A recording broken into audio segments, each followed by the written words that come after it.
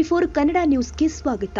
ಹುಬ್ಬಳ್ಳಿ ವಿದ್ಯಾರ್ಥಿನಿ ನೇಹಾ ಹಿರೇಮಠ ಹತ್ಯೆ ಖಂಡಿಸಿ ನಗರದಲ್ಲಿ ಇಂದು ಕಾಂಗ್ರೆಸ್ ಕಾರ್ಯಕರ್ತರು ವಿನೂತವಾಗಿ ಪ್ರತಿಭಟನೆ ಮಾಡಿದ್ದಾರೆ. ಕಾಂಗ್ರೆಸ್ ಭವನದಿಂದ ಡಿಸಿ ಕಚೇರಿವರೆಗೆ ಪ್ರತಿಭಟನಾ ಮೆರವಣಿಗೆ ನಡೆಸಿದ ಕಾರ್ಯಕರ್ತರು ಆರೋಪಿ ಫಯಾಜ್ ಅಣುಕು ಪ್ರತಿಕೃತಿಗೆ ನೇಣು ಹಾಕಿ ಆಕ್ರೋಶ ವ್ಯಕ್ತಪಡಿಸಿದ್ದಾರೆ. ಇನ್ನು ಪ್ರತಿಭಟನೆಯಲ್ಲಿ ಬೆಳಗಾವಿ ಉತ್ತರ ಶಾಸಕ ಆಸಿಫ್ ಸೇಠ್, ಕಿತ್ತೂರು ಶಾಸಕ ಬಾಬಾ ಸಾಹೇಬ್ ಪಾಟೀಲ್, ವಿಧಾನ ಪರಿಷತ್ ಸದಸ್ಯ ಚನ್ನರಾಜ ಹಟ್ಟಿಹೊಳಿ ಸೇರಿ ಅನೇಕ ಕಾರ್ಯಕರ್ತರು ಭಾಗಿಯಾಗಿದ್ದರು. ಶಾಸಕ ಆಸಿಫ್ ಸೇಠ್ ಮಾತನಾಡಿ, ಬಿಜೆಪಿ ನೇಹಾ ಹತ್ಯೆ ಪ್ರಕರಣದಲ್ಲಿ ರಾಜಕೀಯ ಮಾಡಬಾರದು. ಅವರ ಕುಟುಂಬಸ್ಥರು ಯಾವ ಪರಿಸ್ಥಿತಿಯಲ್ಲಿ ಇದ್ದಾರೆ ಎನ್ನುವುದನ್ನು ಗಮನಿಸಬೇಕು. ನೇಹಾ ಸಾವಿನ ನ್ಯಾಯ ಸಿಗಬೇಕು. ಕೊಲೆ ಮಾಡಿದ ಆರೋಪಿಗೆ ಶಿಕ್ಷೆ ಆಗಬೇಕು. ಅದೇ ರೀತಿ ಮಾರ್ಚ್ 31ರಂದು ರುಕ್ಸಾನಾ ಎಂಬ ಯುವತಿಯನ್ನ ಪ್ರದೀಪ್ ಎನ್ನುವ ವ್ಯಕ್ತಿ ಕೊಲೆ ಮಾಡಿದ್ದ. ಆಗ ರಾಜಕೀಯ ಮಾಡಲಿಲ್ಲ. ಕೊಲೆ ಮಾಡುವವರು ಥರ್ಡ್ ಕ್ಲಾಸ್ ಕ್ರಿಮಿನಲ್ ಮನಸ್ಥಿತಿಯವರು. ಎಲ್ಲರ ವಿರುದ್ಧ ಕ್ರಮವಾಗಲಿ. ಈಗ ನಾವು ಪ್ರತಿಭಟನೆ ಮಾಡ್ತಾ ಇಲ್ಲ, ಅವರ ಆತ್ಮಕ್ಕೆ ಶಾಂತಿ ಸಿಗಲಿ ಅಂತ ಮನವಿ ಮಾಡ್ತಾ ಇದ್ದೇವೆ. ಸಾವಿನಲ್ಲಿ ರಾಜಕೀಯ ನಾವು ಮಾಡ್ತಾ ಇಲ್ಲ. ಯಾವುದೇ ಧರ್ಮ, ಜಾತಿ ಏನೇ ಇರಲಿ, ಅವರಿಗೆ ಕಾನೂನು ಪ್ರಕಾರ ಶಿಕ್ಷೆ ಆಗಲಿ ಎಂದರು. ಇನ್ನು ಶಾಸಕ ಬಾಬಾ ಸಾಹೇಬ್ ಪಾಟೀಲ್ ಮಾತನಾಡಿ, ಚುನಾವಣೆ ಬಂದಾಗ ಹೆಣ್ಣುಗಳ ಮೇಲೆ, ಧರ್ಮದ ಮೇಲೆ ರಾಜಕಾರಣ ಮಾಡುವುದು ಬಿಜೆಪಿಯವರ ಚಾಳಿ.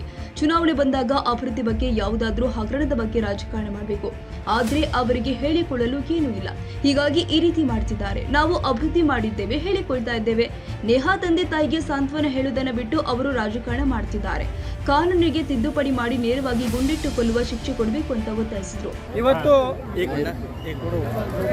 ನಮ್ಮ ಬೆಳಗಾವಿ ಜಿಲ್ಲಾ ಕಾಂಗ್ರೆಸ್ ವತಿಯಿಂದ ಸಹೋದರಿ ಲಿಂಗೈಕ್ಯರಾದಂಥ ನೇಹಾ ಹಿರೇಮಠ್ ಅವರ ಹತ್ಯೆಯನ್ನು ಖಂಡಿಸಿ ಅವರ ಆತ್ಮಕ್ಕೆ ಶಾಂತಿ ಸಿಗಲಿ, ಆರೋಪಿಗೆ ಕಠಿಣ ಶಿಕ್ಷೆ ಆಗಲಿ ಅಂದ ಜಿಲ್ಲಾ ಕಾಂಗ್ರೆಸ್ ವತಿಯಿಂದ ಜಿಲ್ಲಾಧ್ಯಕ್ಷರು ಹಾಗೂ ನಮ್ಮ ಶಾಸಕರು, ನಮ್ಮ ಮಹಿಳಾ ಕಾರ್ಯಕರ್ತರು ಎಲ್ಲರೂ ಸೇರಿಕೊಂಡು ಇವತ್ತು ಜಿಲ್ಲಾಧ್ಯಕ್ಷರಿಗೆ, ಜಿಲ್ಲಾಧಿಕಾರಿಗಳಿಗೆ ಒಂದು ಮನವಿಯನ್ನು ಕೊಡ್ತೀವಿ. ನಾವು ಏನು ಇದೊಂದು ನಮ್ಮ ಸಹೋದರಿಯ ಹತ್ಯೆ ಆಗಿದೆ, ಆ ಆರೋಪಿಯ ಕೃತ್ಯ ಅತ್ಯಂತ ನೀಚ ಕೃತ್ಯ. ಒಬ್ಬ ವಿಕೃತ ಮನಸ್ಸಿನ ಮನುಷ್ಯ ಅಷ್ಟೇ ಈ ರೀತಿ ಒಂದು ಕೃತ್ಯವನ್ನು ಮಾಡಬಹುದು. ಆರೋಪಿ ಯಾರೇ ಆಗಿರಲಿ, ಅವರಿಗೆ ಕಾನೂನ ಪ್ರಕಾರ ಕಠಿಣ ಶಿಕ್ಷೆಯನ್ನು ಕೊಟ್ಟು ಒಂದು ಸಮಾಜದಲ್ಲಿ ಇನ್ನು ಮುಂದೆ ಯಾವುದೇ ಸಹೋದರಿ ಮಹಿಳೆಯರ ಮೇಲೆ ಈ ರೀತಿ ಅನ್ಯಾಯ ಆಗಬಾರದು ಅಂತ ಒಂದು ನಿರ್ದೇಶನವನ್ನು ನಾವು ರಾಜ್ಯ ಹಾಗೂ ದೇಶಕ್ಕೆ ಕೊಡಬೇಕಂತ ಜಿಲ್ಲಾಧಿಕಾರಿಗಳ ಮೂಲಕ ನಾವು ಸರ್ಕಾರಕ್ಕೆ ಒಂದು ಮನವಿ ಪತ್ರ ಬರಿತಾ ಇದ್ದೀವಿ. ಈಗಾಗಲೇ ನಮ್ಮ ಸರ್ಕಾರ ಮಹಿಳೆಯರಿಗೆ ಆದಂಥ ಅನ್ಯಾಯವನ್ನು ಶೀಘ್ರಗತಿಯಲ್ಲಿ ವಿಲೇವಾರಿ ಮಾಡಲಿಕ್ಕೆ ವಿಶೇಷ ನ್ಯಾಯಾಲಯವನ್ನು ಸ್ಥಾಪನೆ ಮಾಡುವ ಮೂಲಕ ನಾವು ಮಹಿಳೆಯರ ರಕ್ಷಣೆ, ಅವರ ಹಿತ ಕಾಪಾಡುವಲ್ಲಿ ಅವ್ರ ಜೊತೆ ಇದೀವಂತ ನಾವು ಈಗಾಗಲೇ ಹೇಳಿದ್ದೇವೆ. ಈ ಒಂದು ವಿಷಯವನ್ನು ಕುರಿತು ಲಿಂಗೈಕ್ಯರಾದಂಥ ಸಹೋದರಿ ನೇಹಾ ಹಿರೇಮಠ್ ಅವರ ಕುಟುಂಬಸ್ಥರು ಕೂಡ ಮಾಧ್ಯಮದಲ್ಲಿ ಈಗಾಗಲೇ ಮನವಿ ಮಾಡಿದ್ದಾರೆ. ಈ ಒಂದು ವಿಷಯವನ್ನು ರಾಜಕೀಯವಾಗಿ ತಾವು ಉಪಯೋಗಿಸಬೇಡಿ, ಪಕ್ಷಾತೀತವಾಗಿ ನಮ್ಮ ಮನೆಗೆ ಬಂದು ನಮಗೆ ಬೆಂಬಲ ಹಾಗೂ ನಮ್ಮ ದುಃಖದಲ್ಲಿ ಅವರು ಪಾತ್ರರಾಗಿದ್ದಾರೆ. ಅದು ಕಾಂಗ್ರೆಸ್ನವರು ಇರ್ಬೋದು, JDSನವರು ಇರ್ಬೋದು, BJPಯವರು ನಮ್ಮ ಮನೆಗೆ ಬಂದು ನಮಗೆ ಸಾಂತ್ವನ ಹೇಳುವ ಕೆಲಸ ಮಾಡಿದ್ದಾರೆ. ಆರೋಪಿಗೆ ಕಠಿಣ ಶಿಕ್ಷೆಯನ್ನು ಕೊಡಿಸುವುದು ಮತ್ತು ನಮಗೆ ನ್ಯಾಯ ಕೊಡಿಸುವುದನ್ನು ಈಗಾಗಲೇ ನಮಗೆ ವಿಶ್ವಾಸವನ್ನು ಕೊಟ್ಟಿದ್ದಾರೆ ಅಂತ ಈಗಾಗಲೇ ನೇಹಾ ಅವರ ಅಪ್ಪನವರು, ತಂದೆಯವರು ಮಾಧ್ಯಮಕ್ಕೆ ಒಂದು ಹೇಳಿಕೆ ಕೊಟ್ಟ ಮೇಲೆ ಕೂಡ BJPಯವರು ಇದನ್ನು ರಾಜಕೀಯವಾಗಿ ಏನು ಉಪಯೋಗಿಸ್ತಾ ಇದ್ದಾರೆ, ಇದನ್ನು ನಾವು ಖಂಡಿಸ್ತೀವಿ. ಸತ್ತವರ ಮನೆಯಲ್ಲಿ, ಸಾವಿನ ಮನೆಯಲ್ಲಿ ರಾಜಕಾರಣ ಮಾಡಲಿಕ್ಕೇನು ಇವತ್ತು BJPಯವರು ಹೊರಟಿದ್ದಾರೆ. ಅದನ್ನು ಪ್ರಜ್ಞಾವಂತ ನಮ್ಮ ಬೆಳಗಾವಿ ಜನ ಒಪ್ಪುವುದಿಲ್ಲ. ಅವರ ಹಿಡನ್ ಅಜೆಂಡಾ ಸಕ್ಸಸ್ ಆಗೋದಿಲ್ಲ. ನಮ್ಮ ನಿಲುವು ನೇಹಾ ಅವರಿಗೆ ನ್ಯಾಯ ಸಿಗಬೇಕು, ಅವರ ಕುಟುಂಬಕ್ಕೆ ನ್ಯಾಯ ಸಿಗಬೇಕು. ಮುಂದೆ ಈ ರೀತಿ ಕೃತ್ಯ ನಮ್ಮ ಸಮಾಜದಲ್ಲಿ ನಡಿಬಾರ್ದು. ಕೇವಲ ರಾಜಕಾರಣ ಇಲ್ಲಿ ಮಾತ್ರ ರಾಷ್ಟ್ರೀಯ ಮಟ್ಟದಲ್ಲಿ ತಗೊಂಡೋಗಿದ್ದಾರೆ ಬಿಜೆಪಿ ಅವರು. ಅವ್ರು ಹೇಳ್ತಿದ್ದಾರೆ ಏನಂತಂದ್ರೆ ಕೇವಲ ನ್ಯಾಯಾಧೀಶ ಅಲ್ಲ, ರಾಜ್ಯದಲ್ಲಿ ಸಂಪೂರ್ಣವಾಗಿ ಕಾನೂನು ಸುವ್ಯವಸ್ಥೆ ಹಾಳಾಗಿದೆ. ತಕ್ಷಣ ಸಿದ್ದರಾಮಯ್ಯ ಅವರು ರಿಸೈನ್ ಮಾಡಬೇಕು ಅಂತ ರಾಷ್ಟ್ರೀಯ ಮಟ್ಟದಲ್ಲಿ ಪ್ರೆಸ್ ಮೀಟ್ ನಾನು ಮಾನ್ಯ ಮೋದಿ ಅವರಿಗೆ, ನೀವು ನಮ್ಮ ದೇಶದ ಪ್ರಧಾನಮಂತ್ರಿ, ಇಡೀ ದೇಶದಲ್ಲಿ ಕಾನೂನು ಸುವ್ಯವಸ್ಥೆ ಕಾಪಾಡಿಕೊಳ್ಳೋದು ನಿಮ್ಮದು ಕೂಡ ಕರ್ತವ್ಯ. ನೀವು ಭಾಷಣ ಮಾಡೋದು, ಹೇಳಿಕೆಗಳನ್ನು ಕೊಡುವುದನ್ನು ಬಿಟ್ಟು ನಾವು ಯಾವ ರೀತಿ ಕರ್ನಾಟಕ ರಾಜ್ಯದಲ್ಲಿ ವಿಶೇಷ ನ್ಯಾಯಾಲಯವನ್ನು ಮಹಿಳೆಯರಿಗಾಗಿ ಸ್ಥಾಪನೆ ಮಾಡಿದ್ದೀವಿ, ನೀವು ಕೂಡ ಒಂದು ಕಠಿಣವಾದ ಕಾನೂನುಗಳನ್ನು ಜಾರಿಗೆ ತರಬಹುದು. ಅದನ್ನು ಬಿಟ್ಟು ಚುನಾವಣೆ ಸಂದರ್ಭದಲ್ಲಿ ಪ್ರಧಾನಮಂತ್ರಿಗಳಾಗಿ ಇಷ್ಟೊಂದು ಬೇಜವಾಬ್ದಾರಿ ಹೇಳಿಕೆಗಳನ್ನು ತಾವು ಕೊಡಬಾರ್ದು.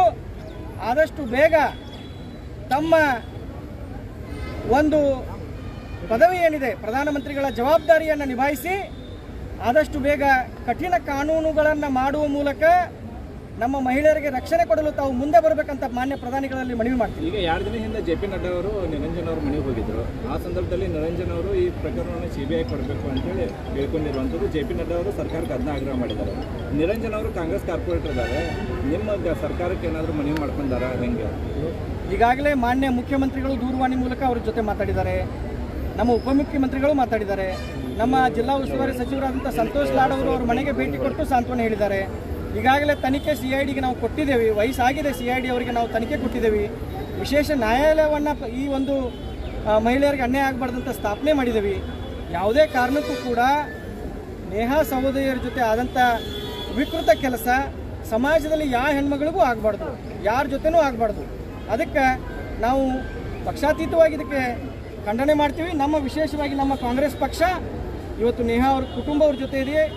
ಅವರಿಗೆ ಆರೋಪಿಗೆ ಕಠಿಣ ಶಿಕ್ಷೆ, ಗಲ್ಲು ಶಿಕ್ಷೆ ಆಗಬೇಕಂತ ನಾವು ಮನವಿ ಮಾಡ್ತೀವಿ. ಸರ್, ಈಗ ಏನಂದ್ರೆ ಭಾಳಷ್ಟು ಮಠಾಧೀಶರು ಕೂಡ ಏನಂತಾರೆ, ಒಂದು ಭಾಗವಹಿಸಿ ಹೇಳಿದ್ದಾರೆ, ಇದೊಂದು ರಾಜಕಾರಣ ಮಾಡಬೇಡಿ ಹಾಗೆ ಅಂತೇಳಿ. ಆದರೂ ಕೂಡ ಎಲ್ಲರೂ ಪಕ್ಷಗಳು ಇದು ವಿಚಾರಗಳು ಇಟ್ಕೊಂಡು ಮಾತಾಡ್ತಾ ಇದ್ದಾರೆ. ಇದು ವಿಚಾರ ಇಟ್ಕೊಂಡೇ ಮತದಾನ ಕೇಳ್ತಾರೆ. ಚುನಾವಣೆ ಅಸ್ತ್ರ ಆಗಿಬಿಟ್ಟಿದೆ.